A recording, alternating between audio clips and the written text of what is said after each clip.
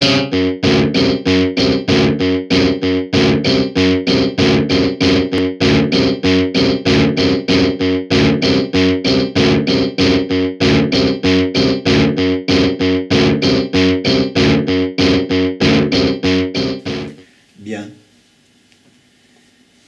Je me suis livré à Lisa pour sauver Christine. J'avais 20 ans à peine.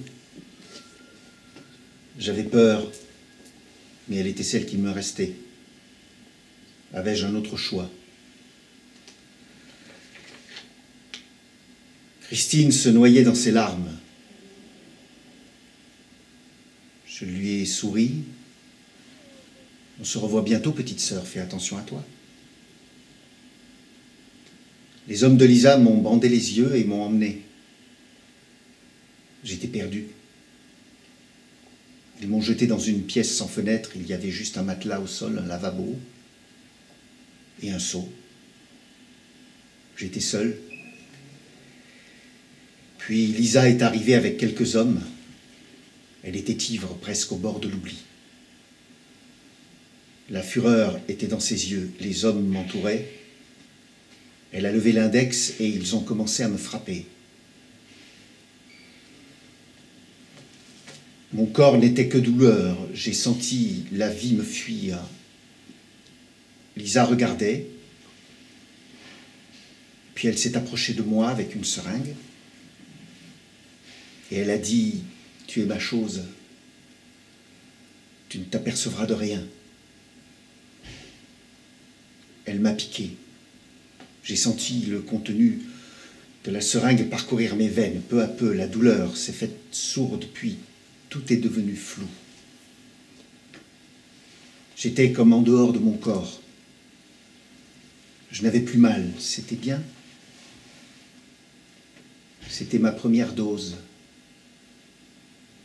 Et puis Lisa et ses hommes sont partis sans un regard. Je n'existais pas. Ils sont revenus toutes les nuits. Pendant un mois, chaque nuit, elle me droguait. J'ai connu la morsure du manque. J'étais devenu accro. Chaque soir, j'attendais ma piqûre. « Tue-moi » ai-je supplié un soir où le manque hurlait sous ma peau. « Je n'en ai pas fini avec toi. Qu'est-ce que tu veux » ai-je hurlé. « Je veux ton corps pour moi. » Elle murmurait à mon oreille et puis elle m'a embrassé.